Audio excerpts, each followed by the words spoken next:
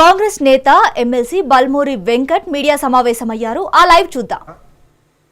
ఒక బీసీ బిడ్డకి రావాల్సిన కుర్చీలో ఆయన కూర్చుండు.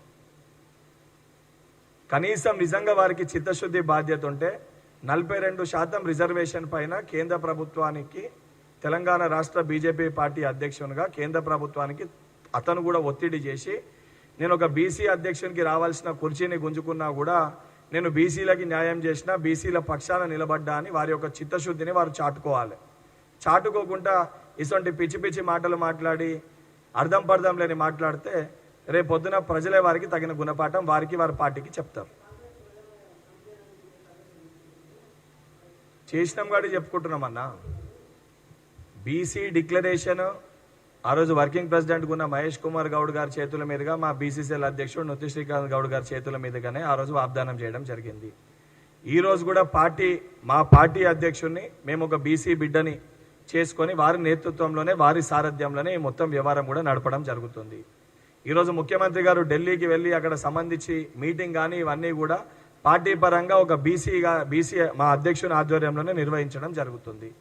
100% ఈరోజు బీసీలకి ప్రాధాన్యత ఇచ్చే విధంగా మంత్రివర్గంలో కూడా పొన్న ప్రభాకర్ గారు కానీ, కడియం శ్రీహరి గారికి కానీ, సురేఖమ్మ గారికి కానీ సముచిత ప్రాధాన్యత స్థానాన్ని కల్పించడం జరిగింది. ఈరోజు మేము ఇన్ని చేస్తూ బీఆర్ఎస్ పార్టీలో, బీజేపీ పార్టీలో వాళ్ళ అసెంబ్లీ వాళ్ళ లీడర్ కానీ లేదా వాళ్ళ పార్టీ అధ్యక్షులు కానీ ఎక్కడ కూడా బీసీలకి ప్రాధాన్యత ఇవ్వకుండా వాళ్ళు బయటకు వచ్చి మేము బీసీల కోసం సానుకూలంగా ఉన్నాము, బీసీలకి సపోర్ట్ చేస్తామనే విధంగా మాట్లాడితే ప్రజలన్నింటినీ గమనిస్తారు. ఒకటి ఫోన్ ట్యాపింగ్ విషయంలో మనం అందరం కూడా గమనించాల్సింది ఒక ముఖ్యమైన విషయం ఉంది. ఫోన్ ట్యాపింగ్ ఇన్వెస్టిగేషన్ సంబంధించి చాలా క్లియర్ కట్గా, ట్రాన్స్పరెంట్గా ఎవరెవరిని పిలిచినా అన్ని పార్టీల వాళ్ళ ఫోన్లు ట్యాప్ అయిన వాళ్ళందరినీ కూడా పిలిచి ఇన్వెస్టిగేషన్ చేయడం జరిగింది. కేసీఆర్, కేటీఆర్ కూడా 1-2 సందర్భాల్లో మాట్లాడుతూ మాకేం సంబంధం, చేస్తే అధికారులు చేసి ఉంటారని ఇండైరెక్ట్గా మాట్లాడిన సందర్భాలు కూడా ఉన్నాయి.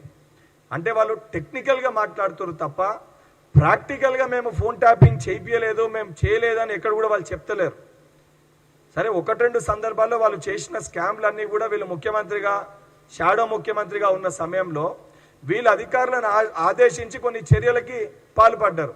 ఈరోజు టెక్నికల్గా మేము చేయలేదు కదా, మేము సంతకాలు పెట్టలేదు కదా అని టెక్నికల్గా వాళ్ళు మాట్లాడుతారు తప్ప మేము అధికారులను ఆదేశించలే, మా హయాంలో జరగలేదని ఎక్కడ కూడా వాళ్ళు మాట్లాడతలేరు. సో ఇవన్నిటితోటి చాలా స్పష్టంగా అర్థమవుతుంది. నేను ఇప్పుడే చెప్పిన, మళ్ళీ రిపీట్ చేస్తున్నా, వాళ్ళ కారుకి 4 టైర్లు ఉన్నాయి. 4 టైర్లని నలుగురు 4 దిక్కులో ఊడవిక్కొని పోయినరు. స్టీరింగ్ ఉన్న వ్యక్తి ఏమో బగ్గ దాగి ఫార్మ్ హౌస్లో వన్నాడు. ఆ కారు డిస్మాంటల్ అయిపోయింది. కారు పని కథమైంది. కథమైన దానికే కేటీఆర్ ఇసొంటి కొంతమందిని పెట్టి ఏదో వాళ్ళ వణికి చాటుకొని ఇసొంటి ఆరోపణలు అనేవి చేస్తారు. ఎక్కడ కూడా నేను ఇంత బలంగా గట్టిగా నేను చెప్తున్నాను కదా, మా దాంట్లో ఫోన్ ట్యాపింగ్ విషయము ఏదైతే వీళ్ళు ఆరోపిస్తుండ్రో, పొలిటీషియన్స్కి సంబంధించిన అధికారులు ఏవైతే వీళ్ళు ఆరోపణలు చేస్తున్నారో అసొంటి ఏ చర్యలు కూడా అసొంటి యొక్క పని మా ప్రభుత్వంలో జరగట్లేదు. ఇంత బలంగా గట్టిగా పార్టీ ఉపాధ్యక్షునిగా, శాసన మండలి సభ్యునిగా నేను చెప్పగలుగుతున్నప్పుడు బీఆర్ఎస్ పార్టీ వర్కింగ్ ప్రెసిడెంట్గా, శాసన సభ్యునిగా మా హయాంలో జరగలేదు అని కేటీఆర్ని చెప్పమనండి. ఇప్పుడు ఒకలేమో బీజేపీ పార్టీలో ఇది సాధ్యం కాదు రిజర్వేషన్ అంటారు, బీఆర్ఎస్ పార్టీలేమో ఆర్డినెన్స్ తీసుకురావాలని అంటారు. అంటే ఒకరు మాట్లాడు ఒకరు అవుతుంది అనడము, ఇంకోళ్ళు కాదు అనడము చాలా స్పష్టంగా వాళ్ళ ఒక వైఖరితోటి ఈరోజు గమనిస్తుంది వాళ్ళిద్దరు ఒకటే అని. మళ్ళీ చెప్తున్నా, బీజేపీ పార్టీ, బీఆర్ఎస్ పార్టీ ఇద్దరు ఒకటే. అసలు బీఆర్ఎస్ అంటేనే బీజేపీ రిస్తదార్ సమితి.